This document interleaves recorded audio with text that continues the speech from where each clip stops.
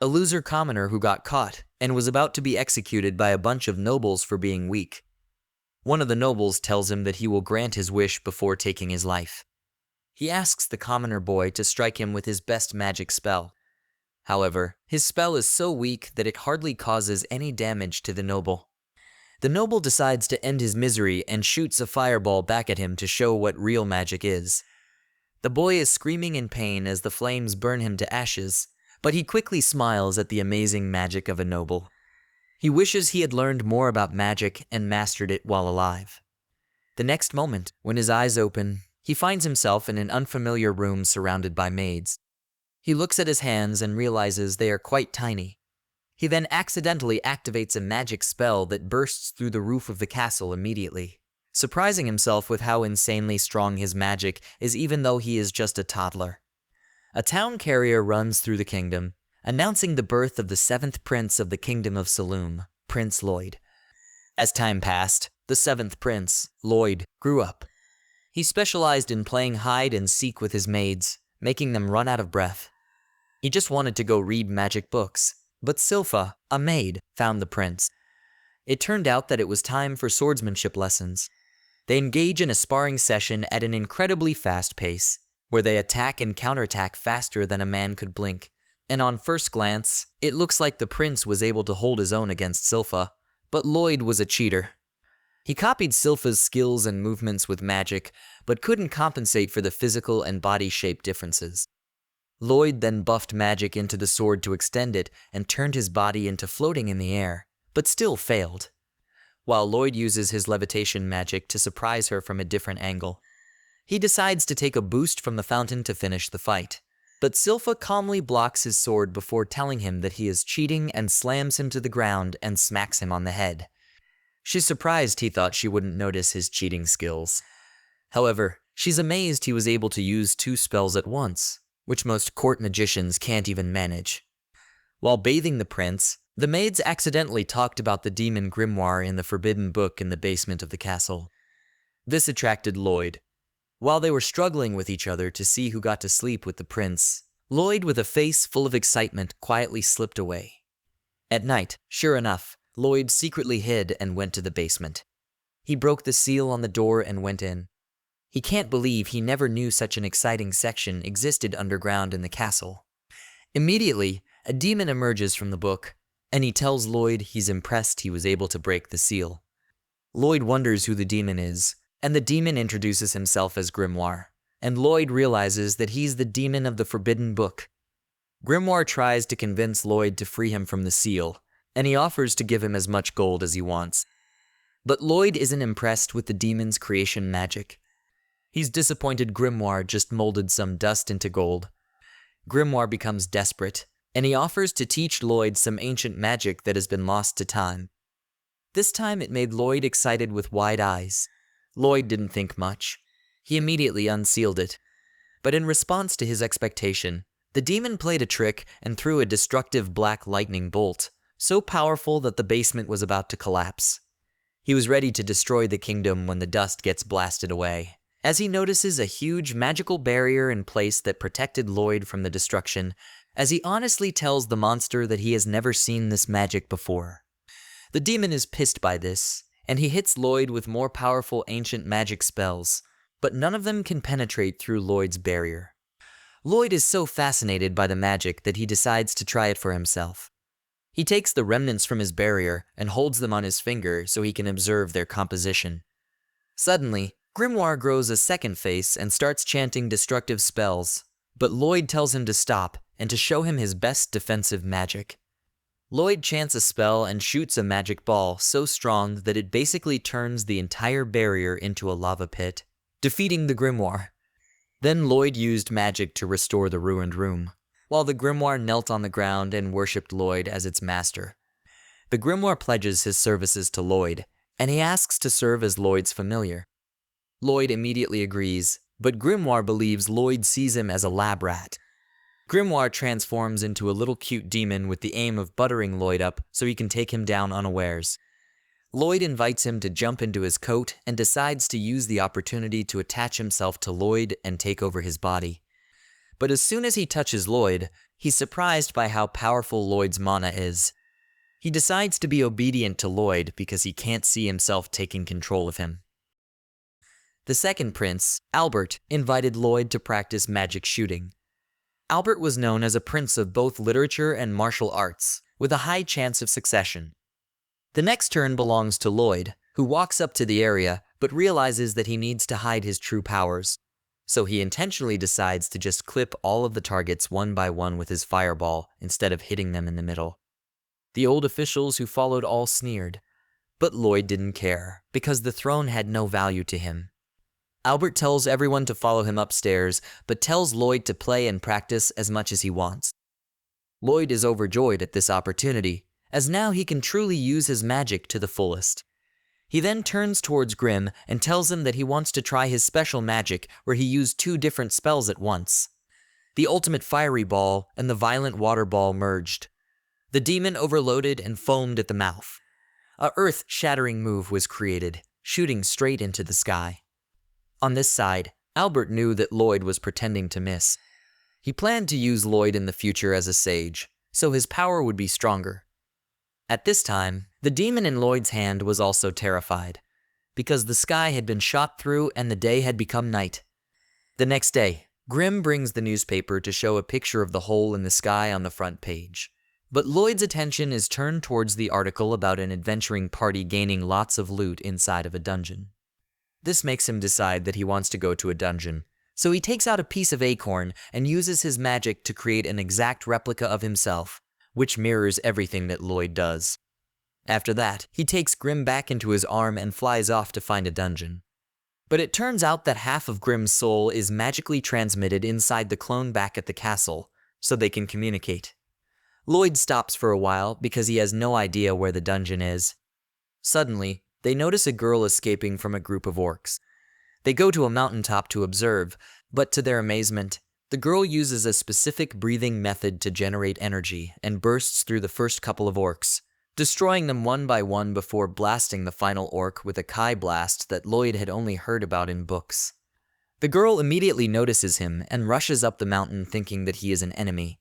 But in that time, Lloyd uses his imitation magic to make himself look taller and older. The girl immediately fell in love at first sight and introduced herself as Tao, a B-rank warrior from another continent. Lloyd introduces himself as Robert and asks whether she knows the location of any dungeons, and to impress him, she agrees to party up with him. They go inside the dungeon, where she destroys any monster that comes in front of her, while Lloyd collects glowing rocks. At night, Lloyd was taught by Tao about Kai Gong, a type of combat technique. Before she finishes speaking, Lloyd already starts trying to copy her technique just by looking and manages to feel a new sort of energy inside him, which makes him really happy. Tao, seeing him like this, promised to teach him all the knowledge she knew about technique. Later, she brings him deeper into the dungeon, where a monster wolf attacks them, but she quickly kills it with her Kai blast. Lloyd is quite impressed by this, and they both move to the center of the room to finally see what's inside the chest. Tao said that this was a low-level dungeon, so there probably wasn't anything valuable in the chest. Suddenly, a dark slash swept across. Luckily, Lloyd pulled her out in time. A huge skeleton emerged from beneath the treasure chest. Lloyd curiously asks what kind of monster this is, but Tao lies, saying it's just a silly monster. Then she decides to use a blow and pushes Lloyd out, knowing that this blow could break a few of Lloyd's bones. But there's no other way, because if he stays, Lloyd might die. At this point, the Lick begins to attack, creating countless dark mirror shards flying towards Tao. She still doesn't understand why such a powerful Lick appears in this low-level dungeon. Meanwhile, Lloyd is still in the air, getting blasted away. While he wonders why Tao did this and uses his barrier ability to slow himself down, he looks at his hand and tries to talk to Grimm, only to realize that something went wrong as Grimm seems exhausted and tells Lloyd to come home as soon as possible. Back in the boss room, Tao is somehow managing to destroy and block all of the Lick's attacks, but has gotten severely injured in the process. She realizes that if this keeps up, there is no way she will be able to survive. Suddenly, The Lick begins to speak and tells Tao that her magic seems to be one of the lowest forms of magic and claims that he defeated and ate a Kai magic user once, and he tasted horrible. Lick asks her about Lloyd, claiming that there was something different about him as his reaction time was insanely good as he saw through the surprise attack. She takes a deep breath and starts attacking the monster and wants to prove to the demon that it was wrong to underestimate her technique, landing a barrage of hits while thinking about how she has been working her ass off and training every single day since she was 5 to reach the position she is. She pushes herself one last time and breaks through the barrier, only to find that the Lick has disappeared. She falls to the ground out of exhaustion while the Lick speaks up from behind, claiming that her strength is even weaker than the magic present in his single finger. He claims that she wasted his time and shoots a massive magical shard at her. Just when she thought it was finished, his shard broke into 100 pieces. As it turned out, Lloyd arrived at the last minute and saved Tao's life with his barrier. He praises her on her performance and promises to take over and finish the monster. The Lick begins chanting a spell, but before he can attack, Lloyd uses a Kai technique to swiftly run behind him.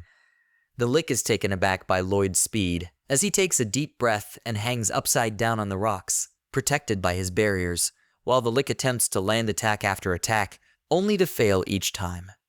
At this moment, Lloyd was contemplating a method to combine Kai and magic.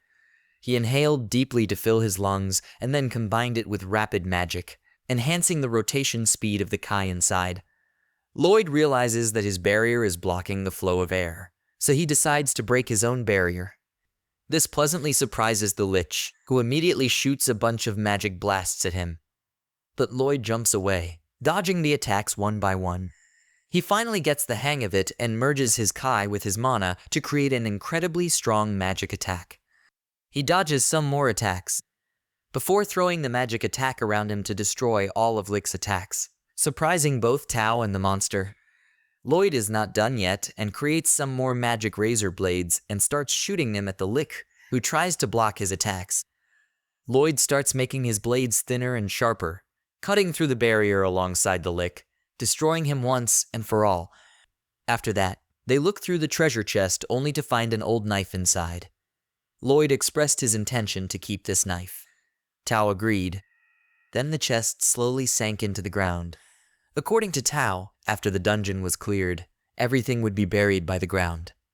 But Lloyd held onto the chest tightly, not letting it escape. He realized it seemed this chest was the core of the dungeon. Lloyd didn't expect to have caught the chest, but Tao was panicked and told them both to quickly run outside. Sure enough, after they both got out, the dungeon had turned into an empty plot of land. Lloyd instantly remembered that he needed to return. Then Lloyd flew away, but Tao forgot. She hadn't asked for contact information yet. Lloyd returned to the palace and discovered Grimo's substitute laying flat on the ground. It turns out that Silpha wanted to train him, but she realized that he was much weaker than before, so she decided to train her all day long. Later that day, he shows Grim the knife he discovered in the dungeon. Claiming that it appears to have been enchanted by certain spells, he instantly grabs some water. It utilizes a specific spell to gradually remove all of the knife's magical enchantments. Grim informs him that magical enchantments are uncommon and difficult to perform, but Lloyd chooses to learn how to enchant weapons himself and purifies the water carrying the enchantment, only to discover that he requires oil, silver, and some weapons to practice. He asks his father for some coin, which he gladly provides, but Silpha informs Lloyd that she will give him some oil, only if he can score a hit on her. They begin sparring, and Lloyd does his best to match Silpha's talents, even using his acceleration method to emerge behind her before attempting an attack. Grim and Lloyd go into their secret dungeon, and then melt down all the silver coins before using the oil to imbue magic inside of them, creating a solution that can help them in enchantment. Albert instantly tells his guard to give him some weapons, and the guards lay down all of their weapons. Lloyd and Grim take the weapons down into the dungeons and start applying enchantments. However, the steel is not strong enough and breaks into hundreds of pieces. Lloyd refuses to accept failure and continues to attempt, breaking multiple weapons. Finally, he returns to Albert and reports that he was able to successfully enchant 50 of the 120 swords he received, while the rest broke. Albert is beyond surprised, as even the ranked enchanters only have a success rate of 10%. The knight thinks that he is lying about the enchantments and puts his sword back in his sheath. However, the sheath breaks in half in an instant. Albert is really impressed and asks Lloyd if he wants to go on a monster hunt with him. Lloyd eagerly agrees. The next morning, Albert and his party leave from the castle in a carriage. Suddenly, Silpha detected an ambush. It was the kobold monster with sharp magic equipment. Silpha immediately jumps off while the knights form a protective wall around the princes. Lloyd pretends to be surprised by the attack, but Grimm claims that he knew about the presence of these monsters ever since they entered the forest. A knight swung his sword and unfortunately cut the kobold in half. Even Lloyd and Albert widened their eyes, whose weapon is so sharp. The soldiers were chopping the beast like chopping vegetables while expressing their astonishment. Albert starts praising Lloyd for enchanting the swords, while Silpha also praises him while standing on top of a mountain made up of monster corpses. Suddenly, a stray kobold emerges and tries to attack Lloyd. But thankfully, Tao appears out of nowhere and kicks the monster away. She begins looking around for Lloyd since she suspects that someone is using Kai magic. But because Lloyd is in his child form, she is unable to figure it out. Silpha telling Tao to back off and not to touch Lloyd so casually. They were about to have a catfight when Albert saved the day by assuring Tao that she can accompany them to the lake if she wants. Out of fear of Tao searching for him, Lloyd sneaked into the tent to hide, only to find himself almost suffocated between two mountains. It turned out Silpha was changing clothes and even planned to sleep with him that night. Lloyd tried to turn away, only to be caught firmly between Silpha's thighs. When Tao opened the tent, he stumbled upon a scandalous scene. Subsequently, the two women began to argue loudly, much to the amusement of the soldiers who cheered them on. Immediately, there's a huge blast as a giant monster appears out of nowhere, making Lloyd really happy, as this is the first monster that he saw in a forest. The giant wolf immediately rushed to bite. Tao also helped these soldiers. At this time, Albert stood out and launching a flaming sphere attack, instantly burning the ferocious wolf with terrifying firepower. The soldiers hailed the prince as a hero, but he immediately credited this achievement to Lloyd, because it was his magically enhanced sword that made Albert's attacks so terrifyingly powerful. Grimm calls Lloyd and tells him that he just remembered that the chapel on top of the hill was used to trap a pretty strong demon a long time ago. The dead monster gets up once again, and a demon crawled out of the wolf's mouth and introduced himself as Pazuzu. He then commands a huge horde of monsters to kill every single person present here. The monsters immediately attack Albert and his party, who try to stand their ground, but to their surprise, their attacks are pretty useless because the beasts regenerate immediately. Grimm guessed that it was because Pazuzu had used a spell to change their nature to make the monsters think he was their parent and obey him. He even used magic to manipulate like a thread transmitting healing magic power. Suddenly, everyone feels a wave of dread as they realize that Silpha seems to be serious right now. Silpha cursed the demon as a monkey with a stink mouth. This pisses him off, and he tries to attack her. But to everyone's surprise, Silpha not only dodges the attack, but chops off all 4 limbs of the beast. Pazuzu becomes irritated by this and begins using all of his mana to regain the werewolf's limbs. Albert notices that the other monsters have stopped regenerating completely, implying that if Silpha continues to deliver damage to the main body, they would be able to defeat smaller monsters without allowing them to regenerate. Meanwhile, Grimm had finished teaching Lloyd the new magic, but unexpectedly, the flower that Lloyd created even had a fragrance. Then Silpha went to borrow a sword with magical enhancement from a soldier. Just holding a sword with the scent of the owner's magic made her start to get all wet. Pazuzu decides to play some mind games with her and starts running circles around Silpha, trying to confuse and provoke her, and it seems to be working as she gets mad with rage. Pazuzu takes advantage of this moment and jumps in to attack. However, Silpha appears in front of him while inside the beast's mouth. Then she slashed again with twin swords, cutting the wolf to pieces. She continued her destructive combo, slashing 4 more times, separating the demon from the wolf, slamming him down to the ground, shocking every single person around as they shake with fear. Silpha tells him to get ready to taste the cold touch of the sword that was enchanted by the boy who he threatened to kill. The demon was beaten so badly by Silpha, but strangely, the demon put its face down and smiled, which confused Silpha. On the other side, the soldiers were gradually subduing the monster and celebrating. Suddenly, the ground shook, and Silpha also trembled. It turned out that the demon was breathing something into the ground. Pazuzu gets up and stretches his wings, and he hits her straight in the face, blasting her off into the sea. The demon flies up and claims that whoever inhales the demonic gas loses all their strength and simply gets knocked out. Silpha tried to hold the sword down and keep herself awake. She didn't expect that this old demon's breath not only stinks, but also carries such a damn magic. The demon rushed to attack Silpha. Thankfully, Tao reaches just in time to block the attack for her. Tao asks Silpha whether she can stand up, but Silpha advises her to mind her own business, as she can handle it on her own before she falls over into the water unconscious. At that moment, Tao began to breathe unevenly, her body heating up, and the demon slithered behind her, asking softly, "Why haven't you fallen under my control yet?" Tao immediately lashed out with a kick, but the demon caught her move, grabbing her leg and lifting her abruptly.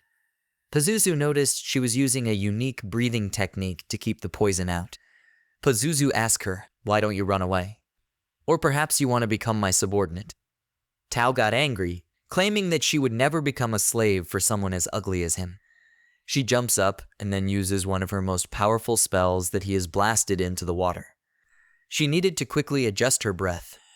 But as soon as she set foot on the ground, a mouth opened. Tao quickly used her own 2 hands to hold this mouth from collapsing.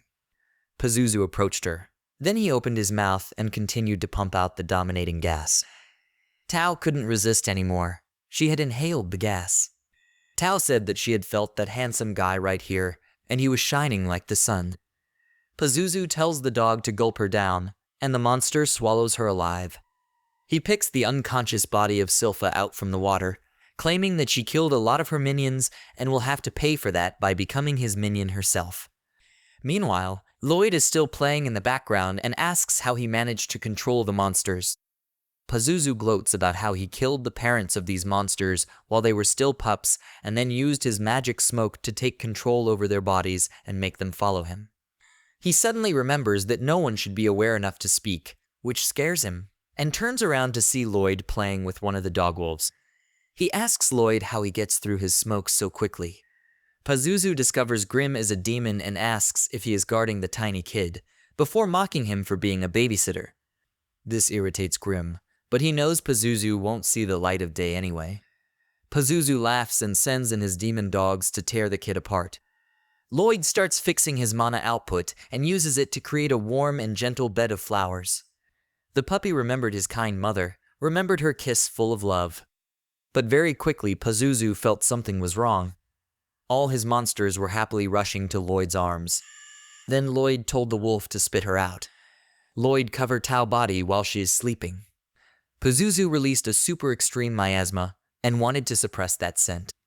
However, all the dog wolves attack Pazuzu with incredible speed and start tearing him to shreds with their pack hunting techniques. Pazuzu was bitten several times, but he was really furious, grabbed the heads of 2 wolves, and smashed them together. He gets so pissed at them not following his orders that he goes down and starts kicking one of them in the body. Suddenly, the entire area goes dark as Lloyd uses his domain expansion, leading Pazuzu to stand like an idiot, frozen by fear. When Lloyd tries to trap him in a shield, he barely escapes. This confuses Pazuzu at first, but then he realizes that this isn't even a fight to Lloyd, and he is simply having fun and wants to trap him in a cage like a lab animal so that he can experiment with his strong magic on him. He starts escaping the area as fast as possible, while Lloyd keeps creating barriers, pinballing the demon all over the place. Pazuzu feels this is too much as he tries to run, but is captured in the end. The demon tries to leave, but he can't. Lloyd combines spells from all of the elements before multiplying them by 100 and deploying them with triple the intensity, completely blasting the demon inside the barrier for 30 straight minutes just to see how much damage he can take. After watching for a while, he finally releases the demon from the barrier, who looks completely withered and half dead as he stands in the air unmoving. The demon starts turning to ash while Lloyd realizes that everyone is starting to wake up, so he immediately runs away to avoid any suspicion. He meets up with Albert, and when Albert asks what happened to the demon, Lloyd lies that an incredible magician named Robert killed it and ran away.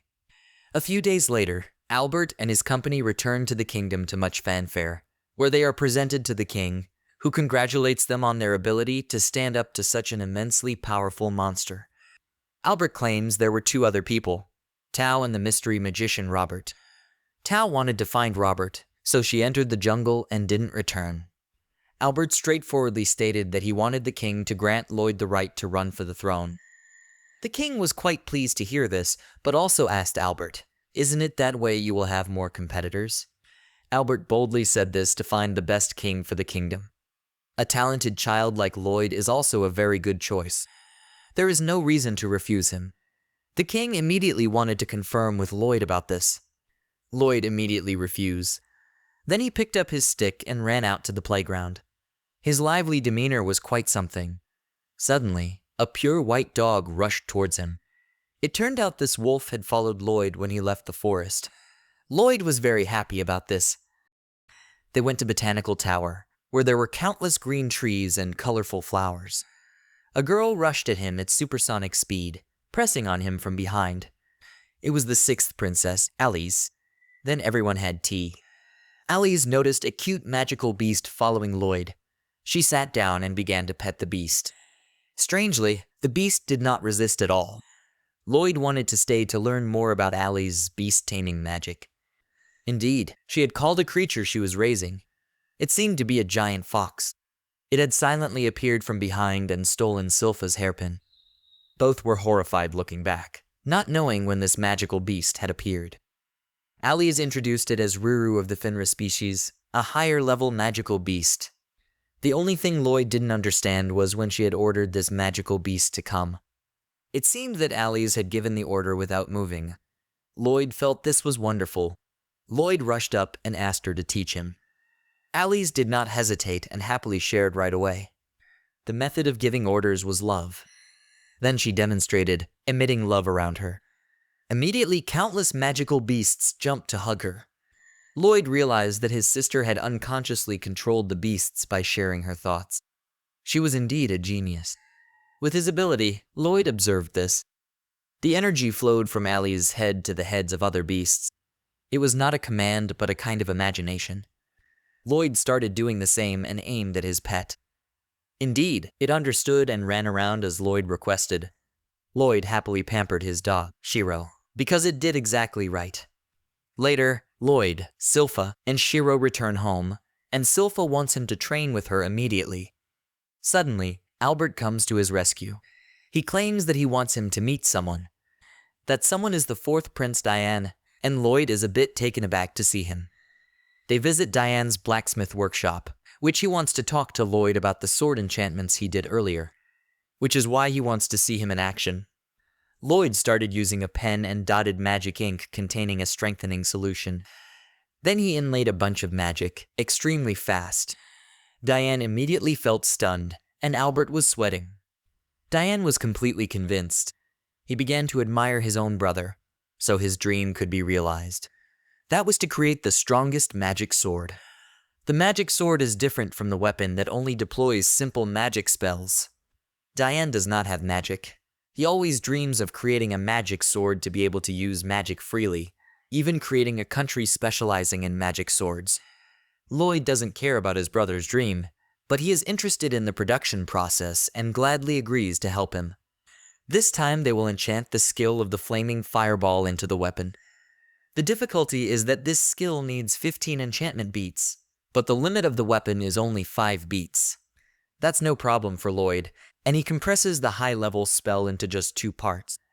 He creates the enchantment and puts it on the red-hot steel slab, which shatters under the weight of the complex spell. Diane suddenly notices Silpha and Shiro staring at them from outside and invites them in to help them. The new enchantments Lloyd creates are somewhat more stable, but as Diane tries to fold and shape the sword, the molten steel mass breaks yet again.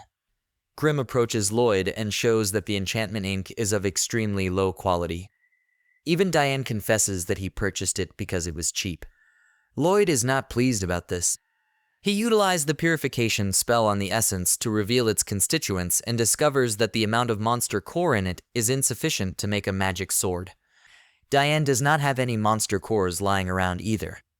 In that situation, Lloyd believes he needs to clear a dungeon in order to obtain it. Silpha was thinking the same thing and recommended they go dungeon hunting. The next day, they went to the fake adventurer guild and Silpha felt nostalgic because she was originally an adventurer. The receptionist, Katerina, came to welcome them. After receiving the information, next, Lloyd needs to put his hand on the magic ball to determine his rank. Lloyd starts to feel nervous because it is very likely that when touching this ball, it will explode. So Lloyd starts trying to suppress his magic power to be very small. The result is he achieves rank E in all stats, but in it the magic power is rank A. The adventurers were laughing at him for being too weak. After finishing, Silpha started to register to go to the dungeon, while a bearded guy was tempting her to leave the kid and go with him. But one side of his beard was shaved off by Silpha. Katerina announced that this girl was the Silver Blader, causing everyone to cover their mouths in horror. But after registering again, Silpha was demoted to only rank C. They need at least one B rank to go to the dungeon.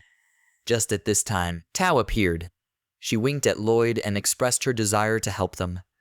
Silpha immediately wanted to leave. Tao shouted, "Stop!"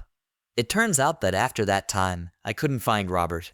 So Tao went to fight monsters in the dungeon, fighting while looking for Robert. Now she is a rank A adventurer. Then they entered the dungeon, and Shiro was gnawing at the ogres inside. Easily cleared the dungeon and found the treasure chest. On the other hand, Albert goes to check up on Diane and learns that they can resume their work when Lloyd returns in a few days.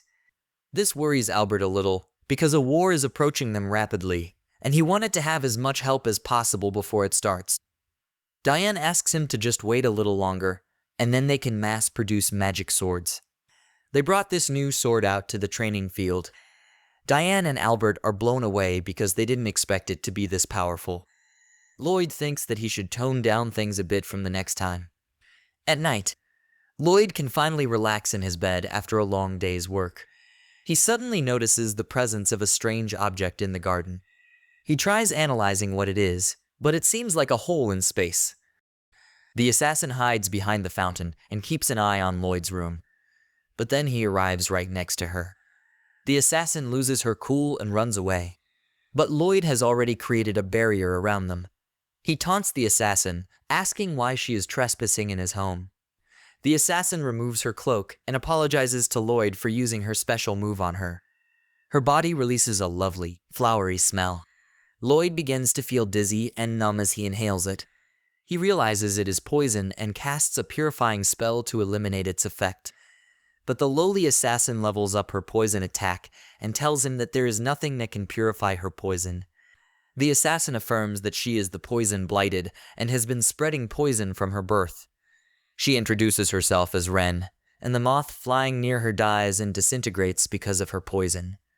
Rin curiously lifted her foot and began to try to break Lloyd's boundary. She then informed Lloyd that he had not consumed a deadly amount of her poison, so he will just be unwell for a few days. With that, she vanishes from the garden, leaving Lloyd amazed by her entire abilities. Suddenly, Grim comes there and asks him if he is fine. Lloyd reveals that he is using a high-level spell called Healing Breath to heal his body quickly, so he is not in any kind of danger. He believes that Ren is a member of the Assassin's Guild that Silpha had told him about earlier. At this point in a deserted house, the assassins were meeting, and the boss was blaming Ren for returning empty-handed.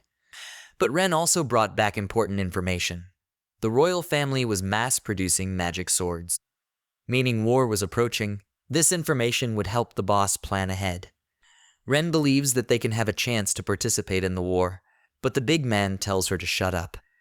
He is pissed that she is acting like their true leader, who has run away. While the two of them fight, the pink-haired notices that they have company, and Lloyd decides to stop hiding now that someone has spotted him.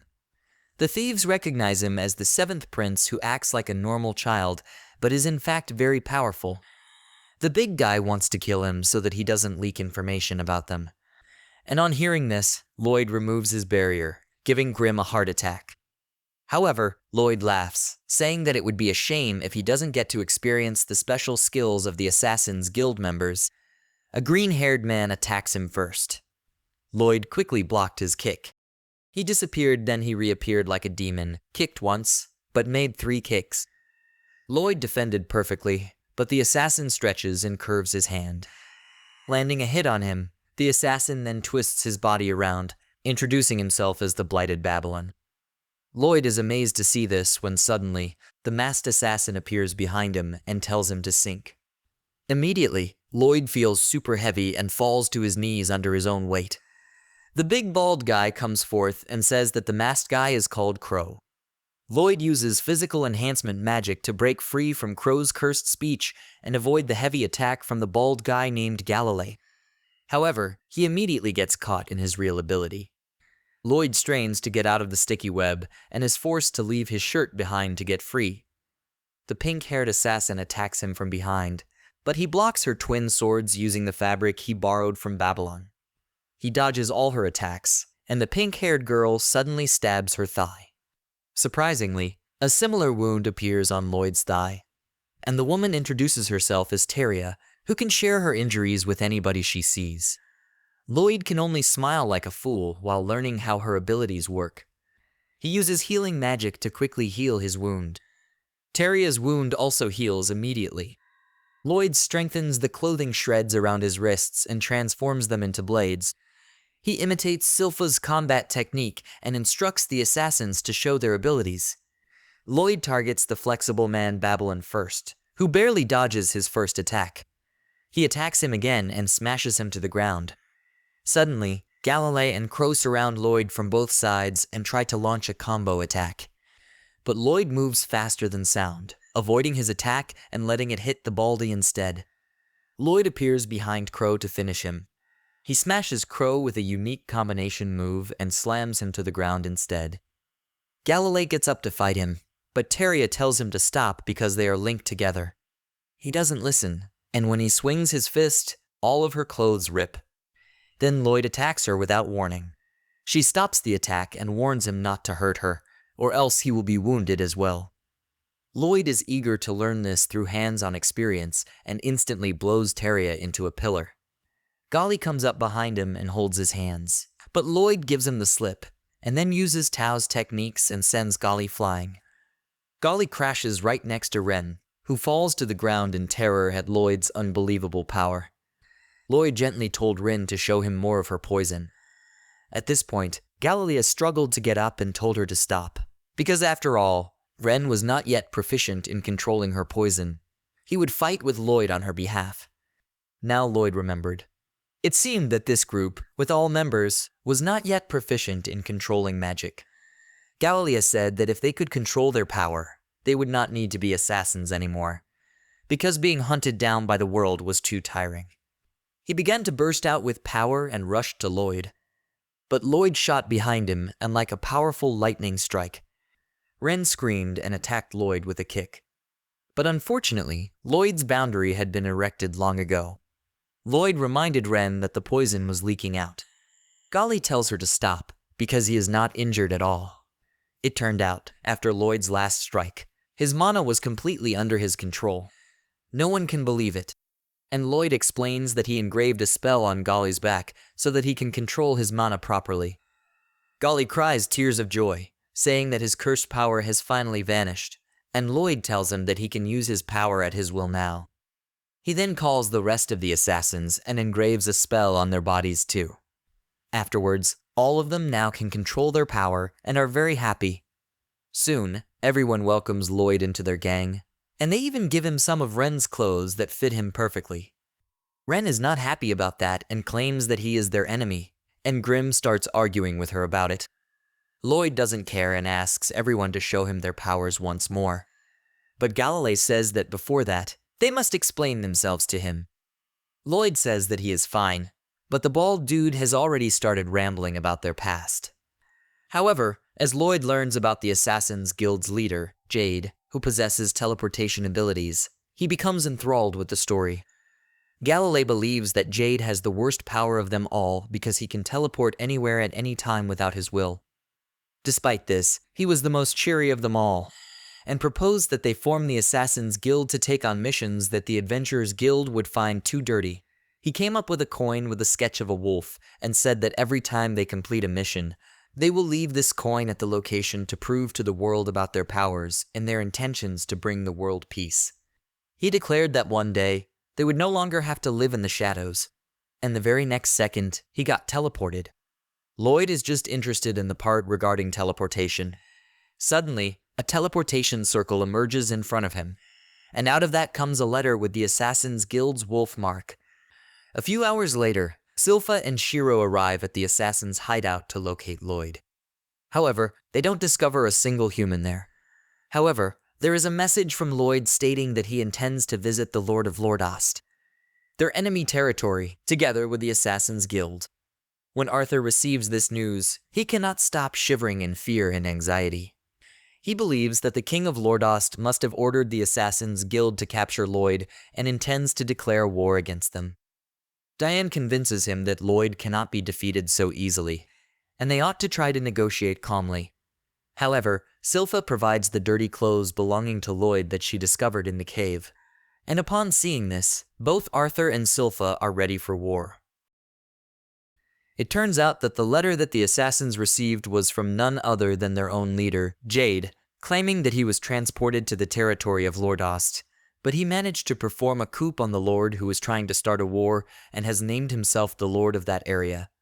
He then tells all of them to make their way to the manor so he can give them all a proper welcome. The assassins seem overjoyed and very emotional at this letter, as they thought their leader was lost, but now they seem very happy and ready to leave in an instant.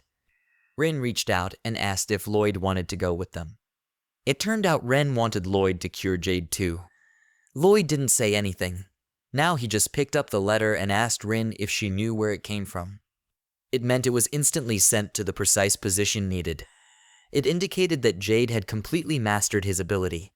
He had been lying the entire time. Ren immediately froze, and everyone wasn't sure whether to proceed to Lordost or not. Ren abruptly spoke up, speculating that Jade had mastered his abilities and escaped his curse in the last 6 months.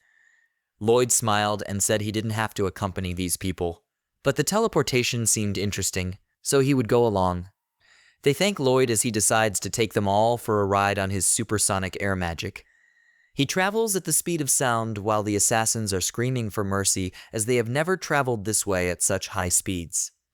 Finally, Lloyd stops in a forest where the assassins take a deep breath as some of them feel motion sickness. Ren claims that she will get them some food and rushes off inside the forest to hunt some wild game. Babylon tells Lloyd that Ren appears to want to impress Lloyd with her forest skills, which she mastered after her poison curse killed her parents, leaving her to live alone in the forest and take care of herself. One day, when Jade was mysteriously teleported, he returned with her wrapped in a tight ball. As he explained that she is blighted with poison, the others were concerned and warned him that she may be dangerous if she was unable to control her poison. Jade would have none of it as he snuggled and rubbed her all over his face, calling her cute before vomiting blood out of his mouth. Lloyd touches the cloak that Jade engraved and tells Gali that he would like to meet this person. When finally Ren reappeared and cooked some food for them, Lloyd began to sleep on Galilea's shoulder while the group continued to move. Grimm reminds them that Lloyd is a monster, as he is still maintaining an incredibly strong barrier in their sleep. Ren suddenly commanded everyone to leave Lloyd behind. Galilea agrees that they should scout out the area before taking the prince in, so they place him on a flower bed to sleep while they decide to move on. Ren asks Grimm to protect Lloyd, but he informs them that Lloyd is invincible even when sleeping. It would also be good if he joined them to ensure that everything was fine. They enter the castle and discover an incredible celebration going on, and Grimm can't detect any negative coming from them. Suddenly, an egg-headed man approaches them and asks whether they are Jade's friends. Terrier responds that they are, and the egghead promptly takes them to the party.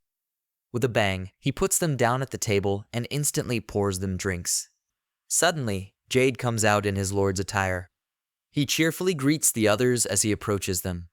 He changes his outfit to make them feel better, and they all walked towards him with tears in their eyes. Meanwhile, Grim gently flew away. Suddenly Jade's smile changes and uses his insane magic to force them to the ground. The pressure is incredible as Jade laughs at them for falling for his trick. Suddenly, everyone surrounding them starts turning demonic. Jade looked at Rin and began to try to remember her name but gave up. He only remembered she was the poison girl. This sentence broke Rin's heart. Grim shot out a dark vortex to rescue everyone. He yelled loudly to run with Lloyd, but Jade appeared behind him and delivered such an insane kick that he fell near Lloyd, barely creeping towards him as he tries to inform Lloyd what just happened. Back at the castle, Ren tried not to believe what she was seeing, wanting to ask Jade again what was going on. The demons laughed hoarsely, and then from their mouth, black demons began to emerge. Galilea recognized these as once rumored in the human world, a psychic life form who could take over the host's body.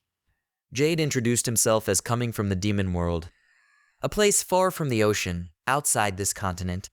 He said that what attracted him here was something wonderful. It was this body, the poor body of Jade. He also introduced himself as Gisarm, and he boldly declared that Jade was dead, and he had taken over this body. It took months to wear him down, but he finally took control of his body after Jade tried to kill himself in order to protect his friends. Unfortunately for him, Gisarm healed him in an instant, and no matter how many times he tries. Gisarm healed him and finally took control of his body and his teleportation powers. Ren tries to scream at him with anger. He destroyed the clip that Jade gave her. He picks her up by the head and makes fun of how she killed her own parents when he notices a weird mark on her arm, which wasn't there in Jade's memories. He asks who the hell put the mark on her, but she wouldn't answer. Gisarm starts using his mind control ability to seek the answer, but Ren simply bites her own tongue.